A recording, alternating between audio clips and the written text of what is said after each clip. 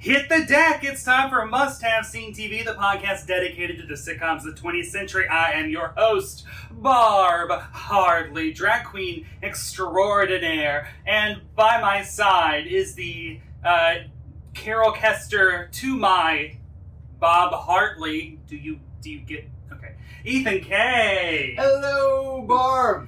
And when you gestured over to the side, you folks at home might notice that my background is different because I am here in Queens recording live with Barb in Brett's office. Barb's office, where's Brett? Yeah.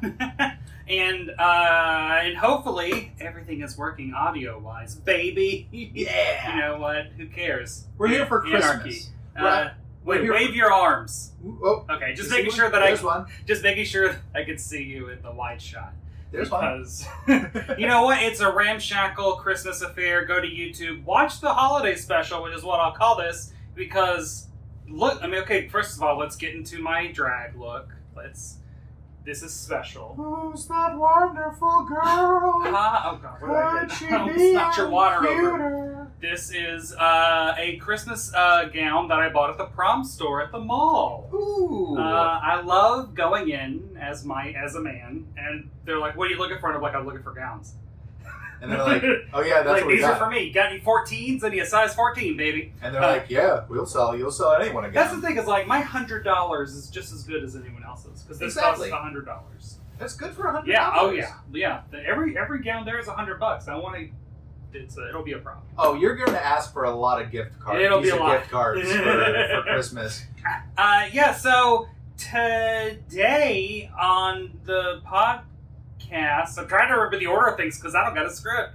So today we are traveling to December 22nd, 1973. Yep.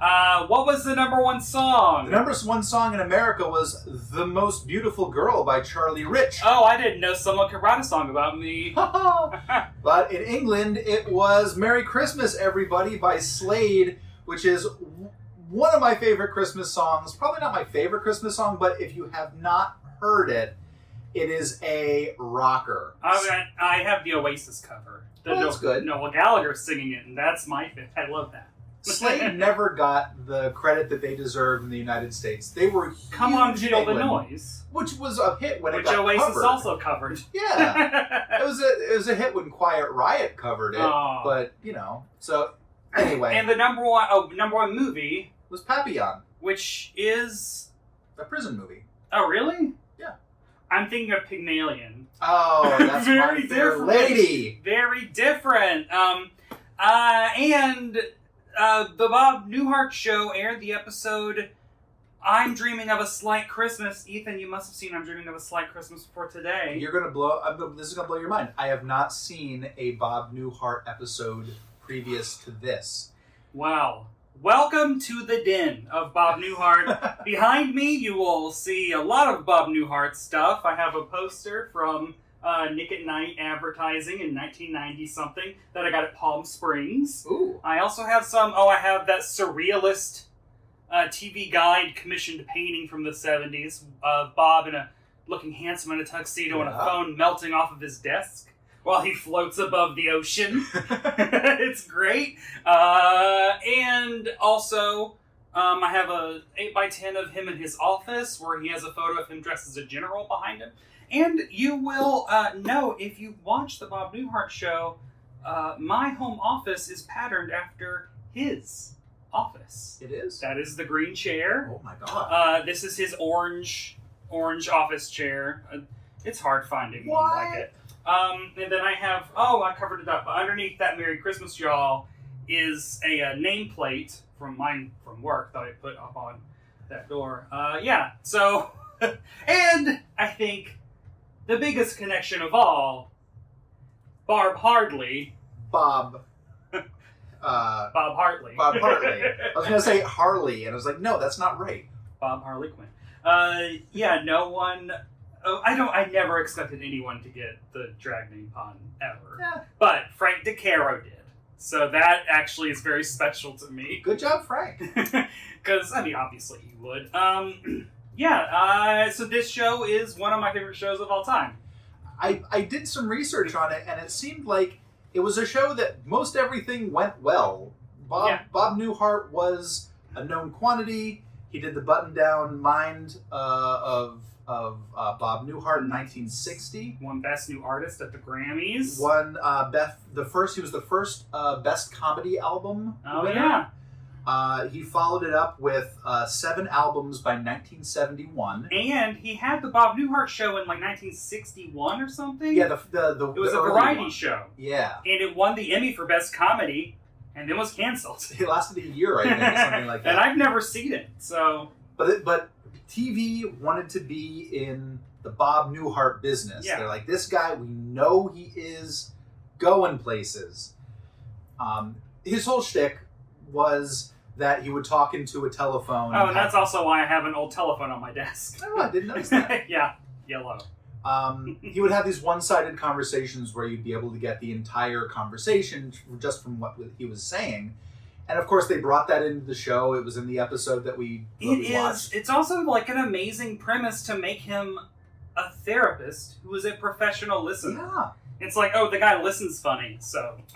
So he did 142 episodes of the Bob Newhart Show, and then he didn't want to do it anymore. After I think it was the fifth season, he didn't want to do it, and he was like, which is why. So my favorite thing about this, and this is a major part of this episode too, is when Bob was coming up with ideas and they were pitching him. He was like, I don't want children because I do not want to be the dumb dad who's always getting into hijinks getting the kids out of hijinks. So they made him and Suzanne Pleshette, who they cast after seeing her on an episode of The Tonight Show.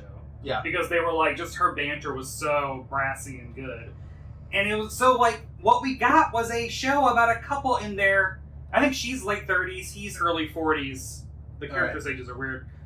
Who are married, professionals, no children. No children, but they like sex. Yes. That and is I in this love episode. that. And so like at the end of season 5, when Bob was like, yeah, okay, I'm done. They wrote the season 5 finale is Emily finding out she's pregnant. But then when they like convinced him to come back for season 6, he was like, well, who are you going to get to play Bob? So we can't do this then. So they had to make that episode a dream episode.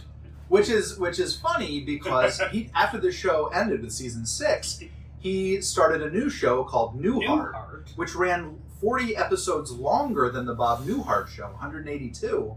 And that went down in history as having one of the best finales in sitcoms. Spoiler alert, is a dream. The entire series Newhart is a dream.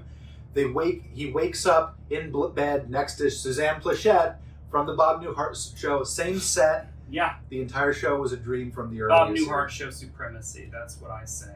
I gotta give Suzanne Pleshette kudos because I found out that not only was she a great comedian, she was in Bob Newhart Show, she was in Spirited Away, she was in 40 Pounds of Trouble, which is the first movie shot at Disneyland, but she also, for about 11 years, she designed bed sheets. That was just like something after Bob Newhart Show? No, before. Oh, wow. 1969 to 1980. So during the Bob Newhart Show, she's also like, pause, yeah. I gotta design some bed sheets while I'm learning lines. She designed bed sheets. You can still find them. Ooh. Some of them, I saw a couple of them on Etsy. Okay. But yes, Suzanne Pleshette collection. Add that to my Bob Newhart Show collection. And I'm trying to think. Oh, and also for the 6th season, he was like, I'm only going to do, I think, 18 episodes. So there are 6 episodes where he is literally calling in, like from a payphone at an airport. Oh. Because he, like, the conceit is that he has written a book and is going on a book tour. So, like, every 4 or 5 episodes, Bob isn't in it, except he calls Emily on the phone and does some hijinks. That's really phoning it in. Yeah, literally. Is that the definition I of love phoning that. Like, Happy Days gave us Jump the Shark, and Bob Newhart gave us Phoning It In. Literally. But, like, this show, so I grew up watching this show on Nick at Night. Mm-hmm. I adored it. And then when I got to college, it was on TV Land at like 9 a.m. or something. I remember I would low-key plan my college courses around being able to watch Mary Tyler Moore and Bob Newhart in the morning, back to back. And this show spoke to me deeply. I would do Bob Newhart photo shoots in my bathroom in college. I would buy suits and a trench coat and so like my style has clearly always been influenced. Yeah, by television. By Bob Newhart. And then when the 2016 election happened, I bought the box set of the entire series on DVD and binged it, and it just brought back all the feelings. I'm seeing it on your shelf right now, Yeah. because as we said before, we are in the same room. Here's my hand. I don't know if I can't reach that far because I the beauty is restraining. But yeah, so this week on Must Have Seen TV, we'll be talking about the Bob Newhart Show episode, I'm Dreaming of a Slight Christmas. It was written by Tom Patchett and Jay Tarsis. Yes. Yes. That I thought was kind of funny because they wrote it, but they were also listed as the script coordinators. Yeah. It's like just call them the writers. You don't have to. But it was created. I thought this was fun. It was by David Davis, who created Taxi, Mary Tyler Moore, married to Julie Kavner. Oh well, yeah, the voice of Marge Simpson. But it was also created by Lorenzo Music, Garfield, the only Garfield we recognize in this house. Sorry, Chris Pratt. Chris Pratt, Speaker of Men. God, what the hell? He was also the voice of Peter Venkman in Real Ghostbusters. Yes. He also apparently did the theme. He wrote the theme with his wife. Yeah. Like Home to Emily, I think is the name of the song. And it was directed by... Oh, I didn't write this one down. Oh, boy. It was directed by someone. I could put the name in right here in editing. Why didn't I write that down? Because you don't care about directors. I care about the writers. But yeah. Tom Patchett and Jay Tarsis would go on to become the showrunners of the Bob Newhart Show in the second half of the series when it got a lot more surreal and weird, which I adore. The episode where Bob is haunted by death. And he keeps seeing people in all black. It's really good. And also, Jay Tarsis created Alf. I do believe, or Tom Patchett. One of them co-created Alf. When you're in the sitcom world, you just create more sitcoms. It just keeps going. You keep working on different sitcoms. You're working on sitcoms. You're creating sitcoms. You're writing sitcoms. You're producing them. And, and I'm sure that Amazon Prime describes this episode in some way. I would describe it as Bob and Emily hope to have a Christmas Eve alone, but their plans are interrupted when one of Bob's patients has an anxiety attack. Perfect. Ethan, does that describe the episode? Perfect. It feels like you watched it. Feels like I have watched it literally almost every single year that I've been alive, probably. Okay. So maybe I can walk you through some of the things that happen, because I have my notes. We have the opening where Bob's traveling to the traveling opening home. credits. So Bob Newhart Show is set in Chicago. When I went to Chicago for my first or second C2E2, I made sure to find the Bob Newhart statue on the pier and get my photo taken, and it was amazing. I would love to go as Barb Hardley and do that. That would be a real tribute. But the opening credits crystallize everything that I love about the Bob Newhart Show is professional working couple who love each other, live in a good city, have a good apartment, don't have kids. It is the queer dream, honestly. That is it. Bob Newhart is the man that I aspire to be. Bob Hartley is, and again, I say this dressed like the Christmas princess, but whatever. You're the Christmas present. I am. I'm the Christmas present, baby. So we have the opening, and then we get to Bob coming home with a tiny, tiny little tree. With a Snoopy tree, basically. Yeah. A Charlie Brown tree. It was the best of 3 lots, because it was the day before Christmas. He was like, it's $12, and Emily's like, well, why don't you spend $15 and get a bigger one? He was like, well, it was $15. I got him down to $12. Yes. Like, you haggled on Christmas Eve? Yeah. Because I'm walking down the street on 6th Avenue today, and I saw someone selling trees. You can buy trees all over the place. Yeah, 6th Avenue. I know it's a big avenue, but if you're in the city, there are trees on 6th Avenue. Yeah. But then the neighbor Howard comes in. And so Bill Daly is a goofball, and I love Bill Daly. His energy is chaos. So he comes from I Dream of Jeannie, which I've learned a lot about Bill Daly. Yeah. Probably since the last time that I wrote, just since we talked about Bob Newhart Show, because of all the Jeannie research I've done. And he was a jazz musician in Chicago, I do believe. Really? He was a jazz musician, and he's a bassist. I have a photo of him behind me because this TV is named Howard after Howard Gordon. Because I got it like a week after Bill Daly died, and so I named it that in honor of him. Anyway, so yeah, he was an improviser and also a cameraman. He and Bob like met at a TV studio in the early 60s in Chicago. And then Bill Daly like fell backwards into getting I Dream of Jeannie. He also was the original lead of My Mother the Car. I think he filmed both of them at the same time, and he went for Jeannie. Well, that was the right smart move.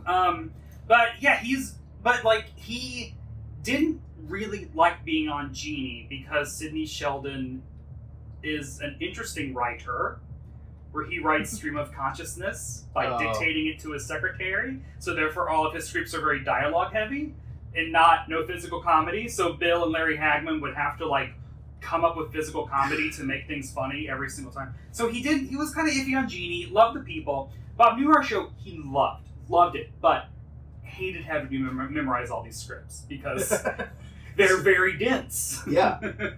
When you do that stream of consciousness thing, anything can happen. And that is Jeannie. That is Jeannie. Oof. Well, so Howard comes in. He has a gift for under the tree.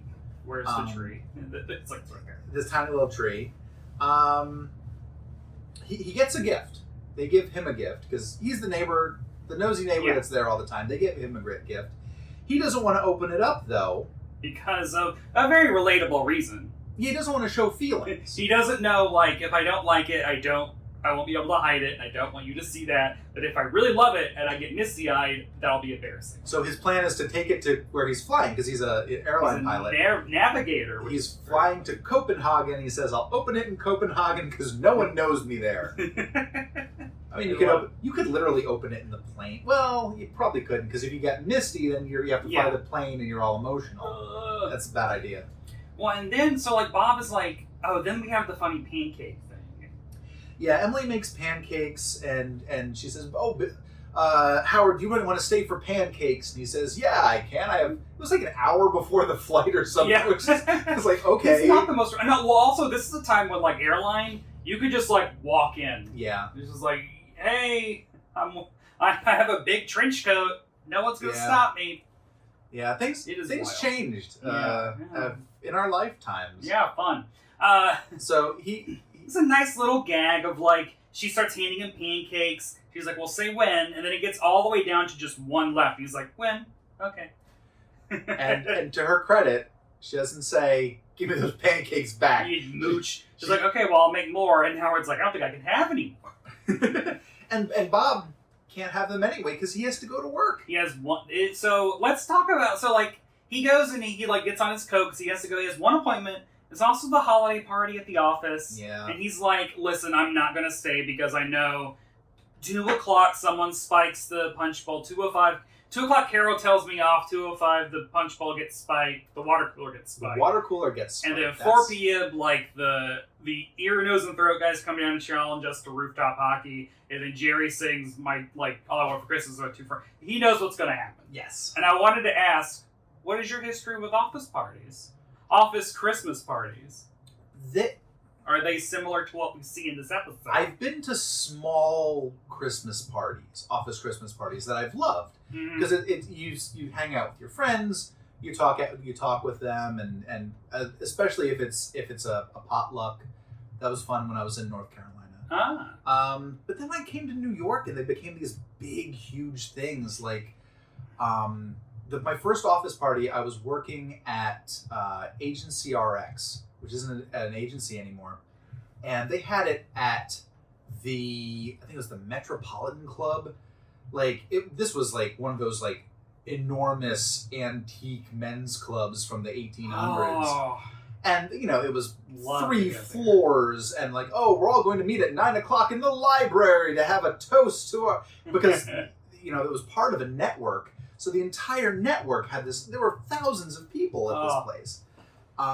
This year, I know the office is going to have a Christmas party, but we're so decentralized that, I came in for the summer party, and I sat there and I'm like, I know 3 people. I stayed in an empty office the entire day, except when I went out to get Sbarro pizza.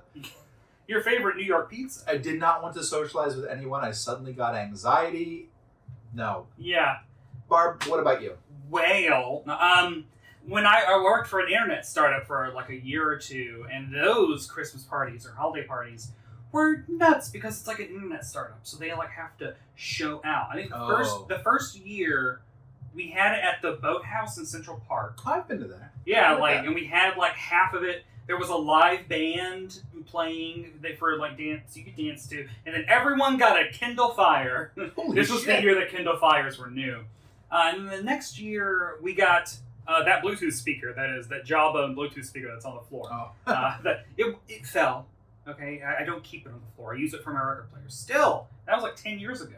And then current office parties, we go to. There's like a big like club bar thing in Midtown that they rent out. Okay. So last year someone got COVID like the day of, and so they still had it, which is cool. And this year it was last night. Oh. And I'm on mental health leave, baby, so I did not go. A little behind the scenes trivia for Must Have Seen TV. So which is how I have the time to do this, and to also make my holiday special, which you can watch most of it. Well, it'll be on YouTube. I got 2 numbers up already. Anyway. Ooh. But yeah, I do love a holiday party though, because I love getting dressed up. Clearly. Companies have stopped giving things, at least the ones that I've been to. Oh, yeah. For a while, it was like, okay, you get a nice little gift basket, and then it turned into a bottle of wine, and then now it's nothing. Yeah, okay, yeah. No, we don't. We get, like, merch with the company logo on it, which is like, okay, this ain't... I worked at a company that had the merch, but they kept it in a closet, and it just happened that I was there one day that the boss was there, and she opened up the closet, and she just said, take whatever you want. So it's like the prize closet at Wizard Magazine, which is where most of those statues came from. I remember that. That was insane. So Bob's only going to go, and he's not going to stay for the party. And so then we see... Well, they have a plan. Oh, yeah. They're going to make... they're going to open Christmas gifts at home. She's going to make a goose. Emily's going to make a goose. And then they're going to have sex. Yeah. They're like... Because Howard's like, being alone, I wish I could be here with you. And they're kind of like, well, I mean, we're happy about being here. And it's great. And so, like, this... I wrote an article for work a couple of years ago about how the Bob Newhart Show's Christmas episodes, of which there are 6, I do believe they did one every single year. That's good. It prepared me for the types of Christmases that I have now, where it is just me and my husband in our apartment. Because Christmas episodes are primarily about, like, getting people together. They're about, like, going home to the family or inviting the coworkers over or getting, stuck in a garage, in Mickey Rooney's garage, which is a Full House episode. It doesn't help that you watch a nonstop stream of Hallmark Christmas films. Hi. That always... All about going home, baby, and then staying there. Family. So, like, this is, like, one of the only shows I can think of where, for the most part, it is, like, their Christmas Eves are the 2 of them together. The season 1 episode ends, they have a big party in season 1 for all of his patients because they're all sad.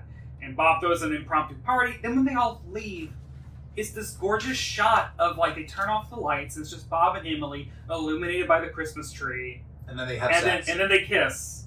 And they're like having, and then off camera they will go have sex, which I love. I'm glad that they actually do have. Bob Newhart is hot. I also have a major crush on Bob Newhart. My love for him is so many levels because it is his father figure. It is also like mentor, and then also So it's a lot.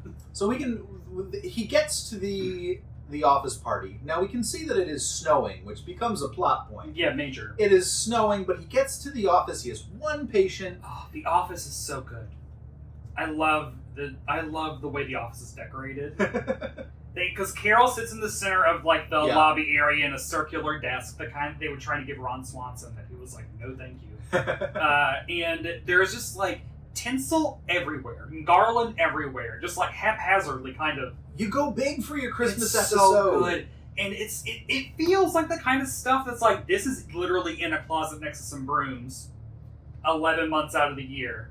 Yeah. And then like Carol brings it out, just puts all this weird stuff up everywhere. And I love that. And she is, of course, already schwacked. Yeah. The water cooler is filled with martinis. Yeah, the coffee maker is all Irish coffee. Yes. So and then he's like, can I get some water? And she's like, no, if you want some martinis. Ugh. So the people at the office, we have Dr. Tupperman, Recurring. played by Larry Gelman, who did Maude, he did Odd Couple. He was Sigmund Fruitcake in the Super Mario Brothers Super Show. Ooh. However, the one that I know him from, weirdly enough, is from the XXX version of Alice in Wonderland. Oh, he's in that? He played the White Rabbit. Oh, wow. He does not get naked. Oh, God. He- Bernie Tupperman. Bernie Tupperman. We watched that at an Easter party. Yeah, because it had rabbits in it. This was Yeah. like 2008, so that was a long time. Also there is Dr. Jerry Robinson, Peter Bonners. who is still alive. He was in 139 episodes of this and directed 29 episodes of it. And he went on to direct everything. I mean, like, he was one of the primary directors of the early Friends seasons. Yes, and he directed almost 100 episodes of Murphy Brown. Yes. Okay, so that was where he found a home. Also ER. So he was, I mean, he's royalty. He's done a lot. And he is also, I mean, him and Bob are the only surviving cast members. Because Suzanne Plachette died a while ago, and then Marshall 2005, I think. Wallace died maybe 10 years ago. Bill died in 2018, I do believe. And Mr. Carlin, Jack Riley, died sometime around then, too. So, like, it's... Peter Bonners is still alive. The patient that Bob is seeing, he's only seeing one patient today. An iconic. Mr. Peterson, played by John Fiedler. Fiedler. Yeah. Fiedler. Do you know what he was famous for? Piglet, baby. Yeah, he played Piglet from 1968 to 2005. God, yeah, like, and every time my husband loves Winnie the Pooh, so every time he's on TV, I'm like, hey, no, that's Piglet. Yeah, and you can tell. Oh, no, yeah, like, that's his voice. Yeah, his voice is Piglet. He is Piglet. And so he is also in, what I love about Christmas episodes is John Fiedler is also in Christmas and the Hard Luck Kid, That Girl episode that I did in the podcast a while back with Paul Montgomery. And he plays the principal of the school.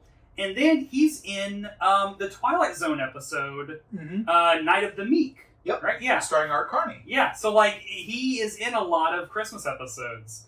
He's in a couple others. Like, he pops up in all these other shows. Yeah. I love him so much. Hee-hee. And so, yeah, he shows up. Before that, there is the gift exchanges. Where Yes. Bob got Carol a gift, and he, like, hands it to her. It is a bun warmer. What is that? Is that, like, just like a heating pad, or is it for baked goods? I want to say it's for baked goods. I think it's for baked goods. Because I don't know. Bun warmers are a 70s thing, I guess.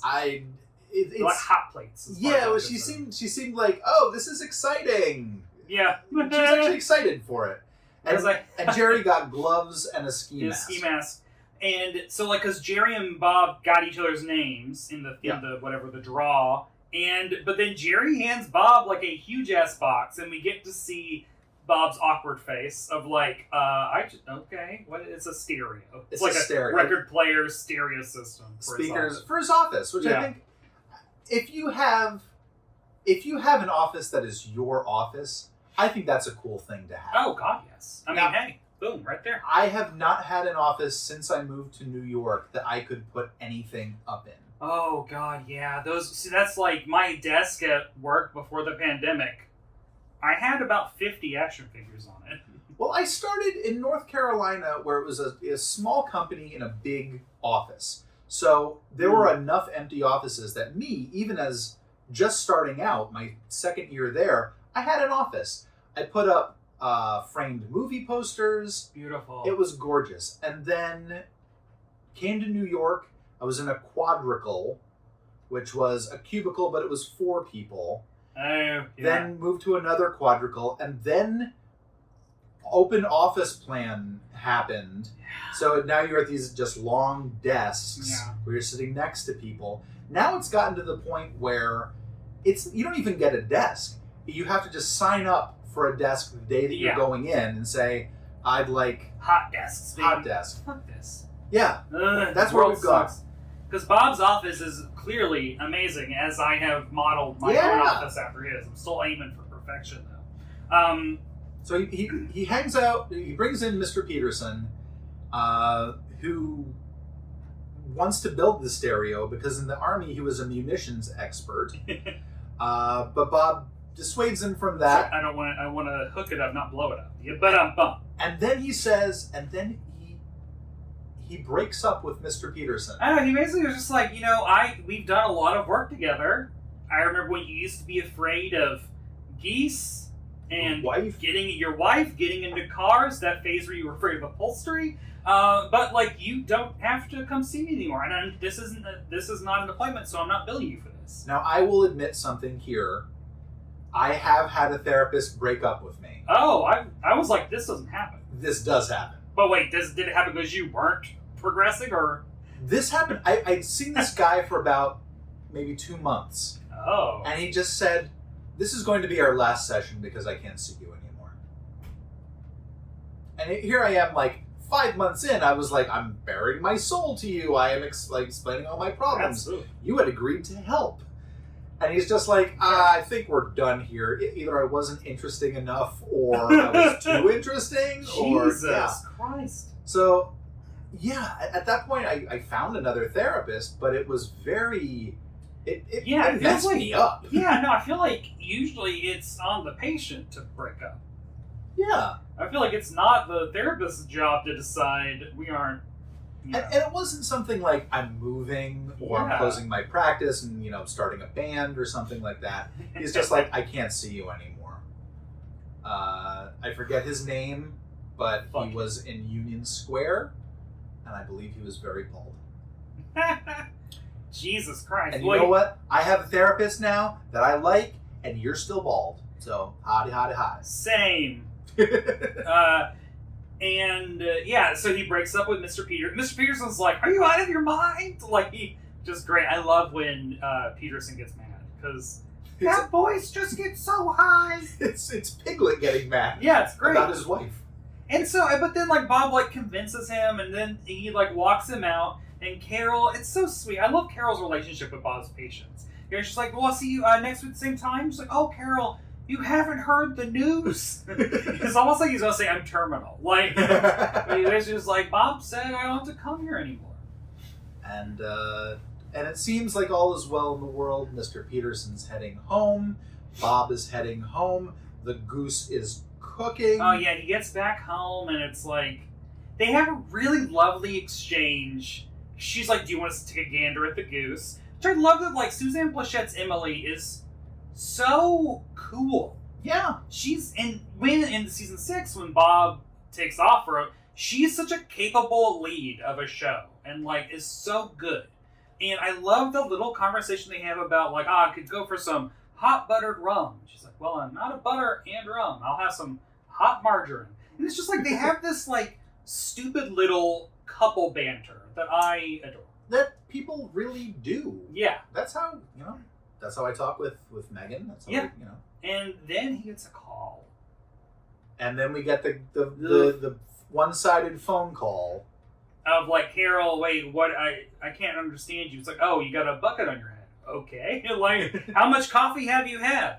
But then it turns out Mr. Peterson ain't gone nowhere. He come back because he's freaking out. He's having an anxiety attack. So Bob has to go back.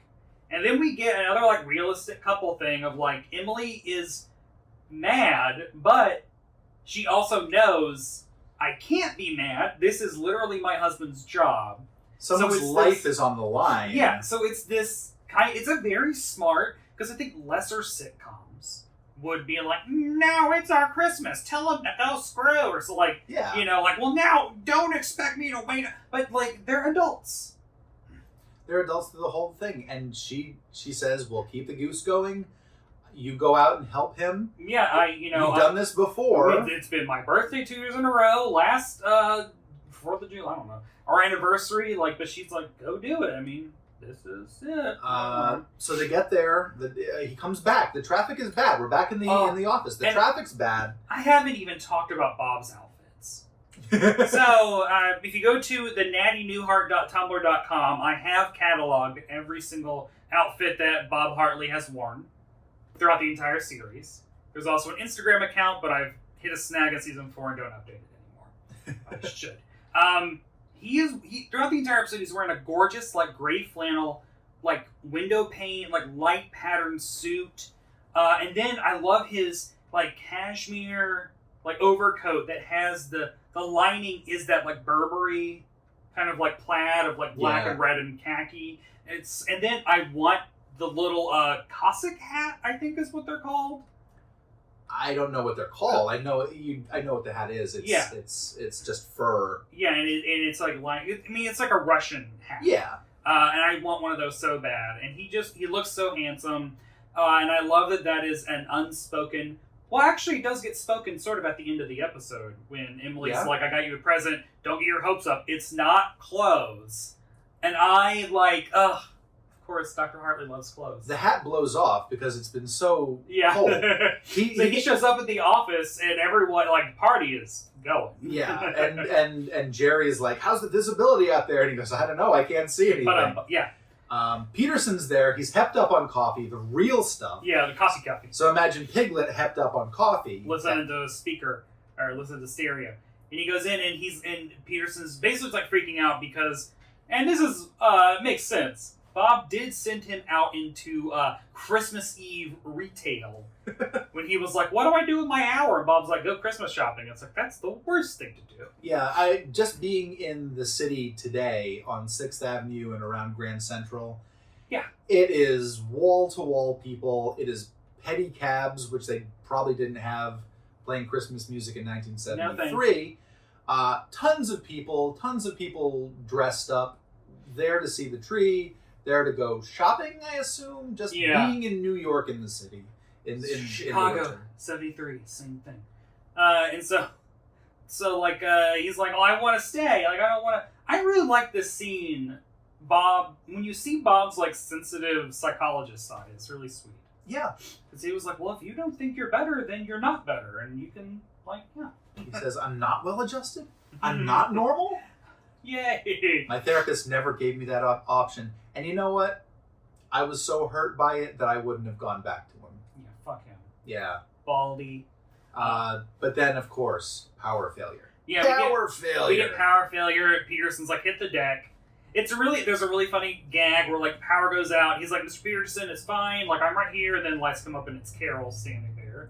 Like, somehow she's gotten in. And what I love is, like, there's the office faction of, like, Jerry's like, hey, cool, this means we get to stay longer. Let's start caroling. Wherein Bob is like, oh, God, no. Because he wants to go home, eat a goose, and then have sex with Suzanne Plachette. Oh, God. And so we then, like, fade out. We fade back in. We see Emily at home in the apartment alone. And this is a really cool moment. She's, like, just fiddling with Christmas decorations. A record playing, was it Silent Night? I forget. No, Sleep in Heavenly Peace. Oh, is that Away in the Manger? No. I think. Oh God. Anyway, but there's a record playing, and at first it's cool. Like, you think that it's non-diegetic, right? You think that it's just like the score. Yeah. But then she walks over to the record player and turns it off, and then the music stops. And I was like, oh, that's such a fun little, like, you know, not gag, but like a cool touch. I also noticed that she decorated the tree. Oh, because she was the only person who was home to do so. Oh, yeah. I mean, she had decorated that tiny little tree. And Bob finally, like, the phones finally work. He gets to call her, and he explains, you know, what's happened. And she says, like, I've been taking the goose in and out of the oven from hot to cold. It's going to shrink. Like, the size of a hummingbird. Yeah. And they're like, well, Bob's like, well, at least we can talk to each other. Have you ever eaten goose? No. Neither have I. No. I've only had duck once. That was a long time ago. I've had some duck. I'm just thinking this I've had because frog. I've had frog. Frog legs. I've had alligator. Oh, wow. Alligator's good. I say this because goose was a big thing in the That Girl episode we just did. It was a turkey alternative. And now you don't talk about goose. No one talks about goose for Christmas. And don't they have goose in A Christmas Story when they go to the Chinese restaurant and I think that's duck. Duck, right. They eat duck. That's a bad part of that movie. That's the worst part of that movie. Oh, well. But then the power goes out, the phones go out, and it's like, I do like that, as the lights are flickering out and Jerry and all them are caroling, Bob says, I feel like we're on the Titanic. We go to a commercial break, we come back, we're back at the apartment, and Bob is home. He comes in, Emily's asleep on the couch. Yeah, it is it's late. late. And Bob is basically frozen solid, and then he has to tell the story to Emily of what happened. His hat blew off. It flew off into a plate glass window. Broke it. It was so frozen. He got a cab. He says but the cab took him to the cabbie's house. I love that. The way that he tells this story is such a good Bob Newhart monologue. Yeah. Of I took a candle to find a flashlight.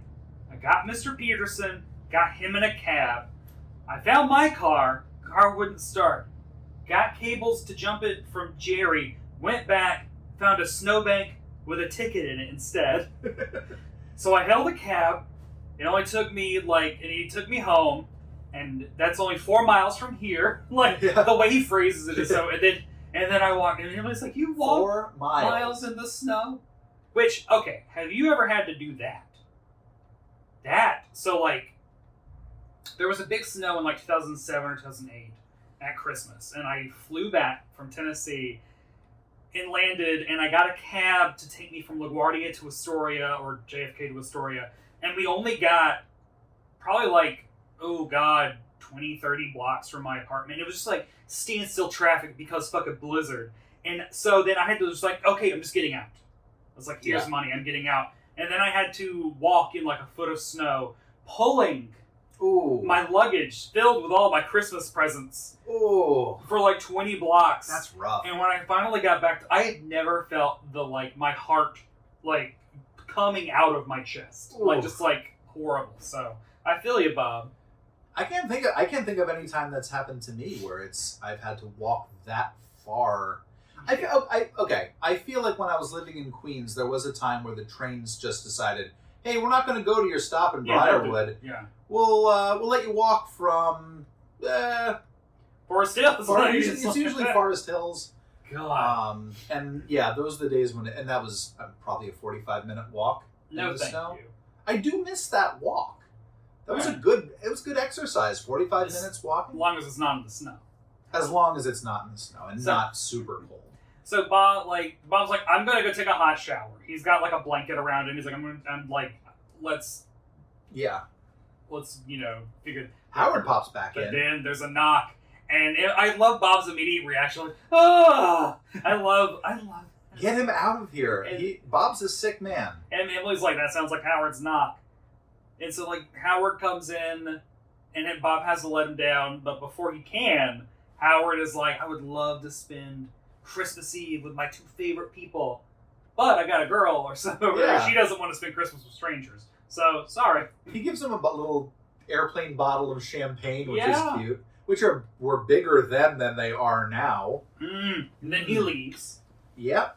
And they do exchange gifts. Yeah, Bob is. They're well, before you go take a shower, let's just exchange gifts real quick. And Bob gives her a gift. And she knows exactly what it is because she has opened it and rewrapped it 4 times while waiting. I like that. And then she gets up to put the goose away. She gets up and walks to the kitchen. She has a monologue where the camera is off of her. And she's saying oh, I'm going to get your gift. The camera's on her. Yeah, the camera's on her. It's off of Bob. Because she's talking about all the stuff that, I didn't get you this, and I didn't get you that. I didn't give you the grill, I didn't give you the chess set. But then by the time she gets back, Bob is out. Bob's asleep. And then a moment that when I'm going to watch this episode not putting on makeup will make me cry. I love the visual in the moment of the two of them finally alone in front of the tree. Bob is conked out, and Emily just says, "We'll get him next year." And there's just something so beautiful about this show and the relationship that it has with this couple. Yeah. And the fact that it is just the two of them, and she says, like, "We'll get them next year." And that feeling of, like, the two of them versus the world is, like, beautiful. Oh, God. I love it. Yeah. It was the first episode of the Bob Newhart Show I've ever seen, and I think it was a very good one. It's a good episode. Oh, it's God, just very good TV. Are you ready for some must-have facts? If I can reach my iPad. Get your iPad. And hopefully it's logged into Twitter where I have DM'd my facts to me. Do you want to? Oh yeah. Let's. You were able to get it. I was going to try to vamp for a little bit and ask, No. talk about what I've been watching. Oh, my bra. I'm going to have to take this off. Oh boy, turn it around. This is video content. We'll have to take off the glove. Oh god. Because the amount of saliva it takes to get them velvet. Because my satin gloves I can just lick and it's fine. Well, you're wearing green gloves. For those of you listening at home on any number of the podcast apps, Barb is wearing a blonde wig, a red dress, and green gloves, which is perfect for Christmas. She's a Christmas queen. What can I say? I'm wearing a shirt that says "Burn in Hell," which is the moment. Which was probably stupid for me to wear to this. God damn it.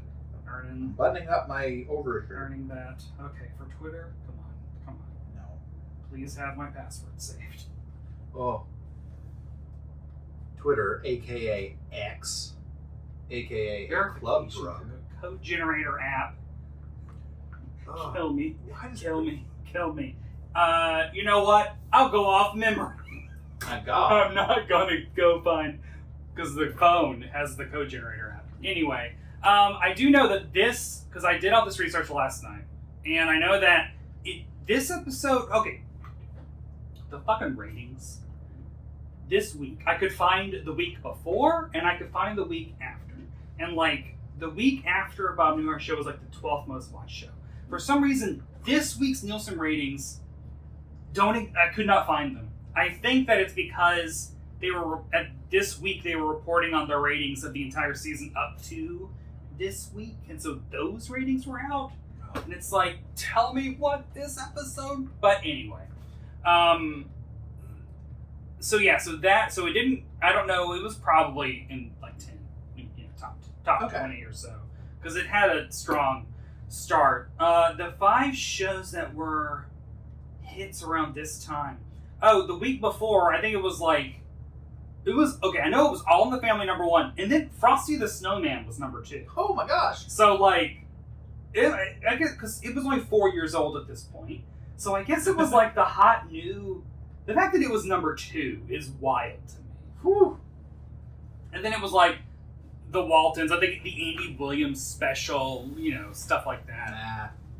So it's Christmassy stuff. I mean, December 22nd is 3 days before Christmas. Oh, yeah. So this is all the prime Christmas special time. All that stuff happens. And so the lineup that this aired as part of was... All in the Family, MASH, Mary Tyler Moore, Bob Newhart, Carol Burnett. This is the Saturday night CBS lineup that is legendary. That is a murderer's row. Yeah, it is considered the greatest night of television that's ever existed. Can you say that again? Just go through that. All in the Family, MASH, Mary Tyler Moore, Bob Newhart, Carol Burnett. Holy shit. It's just like every single one of them is perfection. Yeah. And then... so then we do, what are you watching? I'm amazed that you remember these. Oh, yeah, I spent a lot of time last night. So it's the Bob Newhart Show. Well, this one's easy because the other two, CBS is playing the Bob Newhart Show. And then, oh, God. One station is playing Fitzwilly. What? Which is a crime caper Christmas comedy from the late 60s starring Dick Van Dyke. Oh, okay.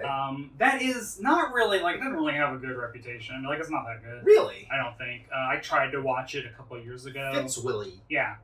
And then there's another one, and I can't remember what it's called, but the plot was the wives of 3, business tycoons are kidnapped, and they need to, pull the money together to get their wives back, but one of the guys doesn't want to. And that's the movie. So, what are you watching? I'm probably watching Newhart. I probably didn't see Fitzwilly in the theaters, so I might be interested in Fitzwilly, but I'm probably not. I'm probably switching over to Bob Newhart, even if I'm watching Fitzwilly. Yeah. So I'm just gonna say Bob Newhart. Yeah, This is my night of television, baby. Yeah, you're here for the whole. This is my. Now I was looking up trying to find what was the vibe of Christmas '73. So, there were 2 animated specials that debuted this year. One was The Bear Who Slept Through Christmas. Okay, I've heard that one. That was done by it's a Chuck Jones directed it. Okay. So, pedigree. And then the other one was A Merry Cricket Christmas. It was something about a cricket. But it wasn't the Rankin Bass. It wasn't Cricket in Times Square? No. That might have been a sequel to it. Oh. It was it was called a Cricket Christmas or something. But it starred Artie Johnson, Barbara Feldon, and one of the Smothers brothers, Tom Smothers. Okay. So good. He was the funnier of the 2. Yeah, and both of them are still alive. Wild. It's so crazy. Dick Cavett, right? Yeah. Dick Cavett's very much still alive. But those have not stood the test of time. They aren't rerun every year. That's true. And then I was looking for what were the controversies. Because what is funny is, using newspapers.com, I believe I found the first instance of people being angry about saying Happy Holidays, which really? is 1990. And that was 30-something years ago, and yet every single year, Republicans and conservatives act like, all of a sudden, we can't say happy. And it's y'all have been saying this for 35 years. Now, what the controversy of 1973, though, was Ithaca, New York public schools, quietly decided, when it comes to teaching Christmas carols in our public elementary schools, we are only doing secular ones. Oh. Which is, separation church and state. If, Silent Night, Oh Holy Night, Away in a Manger, it's kids... We're going to focus on Jingle Bells, 12 Days of Christmas, etc. Santa rather than the birth of Jesus. Yeah, but what is funny is kids can still learn these songs if it is through a group that they have joined at the school. So you're not going to learn it in music class, but if you have opted to join a group, Christian athletes or yeah. and they decide, fine, because you have opted to join that group. Opt in. Yeah. And also, if those songs are on records that kids bring in to play in class, okay. That is also okay. That kind of makes sense. But people, of course, still lost their shit over this. Oh, of course. And it's well, in theory, you're going to church, right? They'll learn them at church. If you're so holy that you're mad at the school, take your kid to Sunday school. They'll learn that there. But it's also they can still sing them in clubs, and also they can play them on records. You can imagine what kind of shit show it would be if someone brought in a record and it's just we're going to learn Silent Night. We're not even learn. We're just going to play Silent Night, and someone got upset about that. Yeah. They have to kind of let that. They have to let that slide. There's only so much control they can have. There was a really weird story that I read that was someone had written in to the newspaper that was so we're Jewish, and my daughter was cast as a star, or as an angel in the public school Christmas play. And she was like, Daddy, what do I do? Do I need to be the angel? And I said to my daughter, yes, be their angel. Oh, like it's the Christmas spirit. So like, I mean, be an Old Testament angel. Yeah. Be the wheels with eyes. Yeah. On the flaming. I just got back a week ago from a Bible literature conference in San Antonio, and I got to hear all the just bizarre non-canonical scripture stories. Ooh. And that's what I might start actually doing some research in. But just these amazing like stories of the Acts of Andrew and Matthias, where they go to the land of man-eating cannibals. Whoa! Or the death of Moses. Where's those VeggieTales? The death of Moses, where a bunch of angels come down, and they say, "Hey, hey Moses, want to hang out with us?" And Moses is like, "Yeah, you guys are cool." And they're like, "You know what we're gonna do? Let's dig a grave." And Moses is like, "Oh, I'll help you dig that grave because you guys are cool. You guys are cool angels." And the angels are like, "You know what? I don't know if the grave is big enough. Moses, you want to get in the grave and see if it's big enough?" And Moses is like, "Yeah, that makes sense." And then he goes into the grave and he dies. And this is no joke. This is literally. Wait, how does Moses die in the Bible? We don't know. We don't. That's the thing is they don't. Wow. They don't say where he is buried. Because other places like the Tomb of the Patriarchs, they tell you like, oh, this is where these people are buried. But Moses is a mystery. That's insane. So to explain this, these angels are like, hey, punked him. Did we get this? Did we get the depth of this grave right? Did we get the height of this grave? Moses, how about you get in and just check it out for us? And he's like, sure. And then he dies. Jesus. It's an Ethiopian book. I love that. Based on other books. I learned so much bizarre shit. And so, like, anything about, like, flaming creatures with eyes, different kind of let's Old do those Testament heralds, angels. baby. Yeah. Hark, those herald angels screech. Ooh. Yes. So, yeah, that's what's going on Christmas 73. I don't know what people rated this episode on IMDb. Who had the must-see performance? This is a tough one because I initially thought it was Mr. Peterson as Piglet going to a therapist. Yeah. But it's not. I think it's probably Bob. It's Bob. Yeah, this episode has a lot of good range of Bob because you get like annoyed Bob, and you also get like exasperated Bob. It's a very good episode for him. Yeah. So, and also his outfits. God, I love them so much. I want that suit. And most other people see this episode for Christmas. Yeah. Go for it, Go baby. see it. It's on Freevee. Yeah. And all of them, so like the one, I think the Bob Newhart Show Christmas episode that people really remember is the episode titled Bob Has to Have His Tonsils Out So He Spends Christmas Eve in the Hospital, which is the title of the episode. And I love that. In parentheses, he does not have sex with Suzanne No, Pleshette. well, I don't know. But like, and that's also a good episode. I think that's season 4. But I love this one so much. He wears he looks very handsome in a tuxedo in the season 3 Christmas episode though, because he's going to the opera and he has a blue frilly shirt on and it's very handsome. Is that everything that we do? Yeah, let's go get some Diet Coke and have some chips. Now we have a Christmas party to actually do. Yeah. I have had one Lara bar to eat today. So yeah, thanks everybody for watching or listening. Fingers crossed the audio's good. We've never done it like this before. Done. And Merry Holidays to everybody. Merry Holidays to everyone. Your podcast parents love you. Okay. We'll see you soon. Thanks to Acast. Bye. And now I gotta take off my gloves and turn things off. I guess you can play your video once it Yeah, let's see. codes.